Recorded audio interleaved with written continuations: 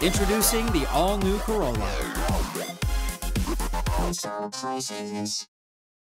Session began this morning with Senator Roy Respiccio's Bill 334, which would appropriate $134,000 to allow the Guam Election Commission to purchase new ballot tabulators.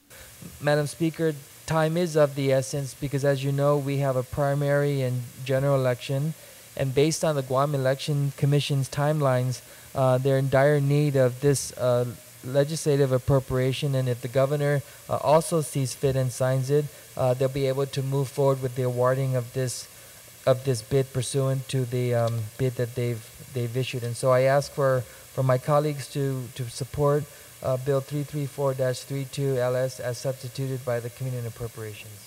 The appropriation for the tabulators will come out of the SAR fund, which is the excess revenues collected over and above the projected revenue collections. Senator Brant McCready proffered an amendment to Bill 334 to also pay out overtime to law enforcement officers. This is a must.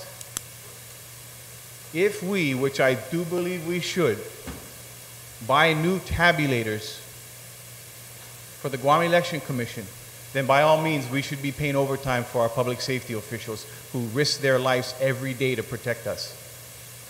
However, the Speaker ruled that Senator McCready's amendment was not germane, and when McCready tried to overrule the Speaker's decision, he lacked the 8 votes necessary.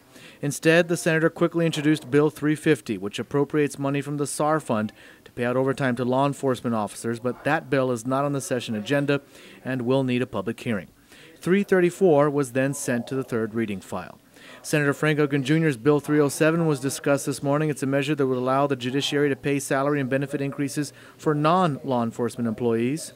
This would allow the judiciary to effectuate and to implement the competitive wage program starting in June once this legislation, should the governor sign it into law, prospectively for the balance of the fiscal year.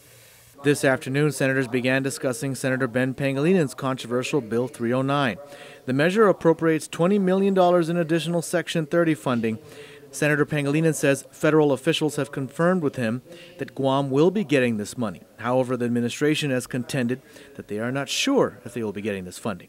There is a pattern of the administration not being forthcoming with any of these additional revenues.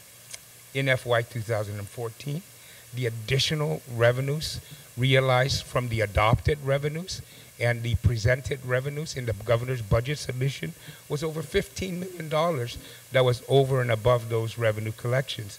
And just this fiscal year, we received in February of 2014 an additional $1.1 million in Section 30 money, which once again was not shared with the legislature.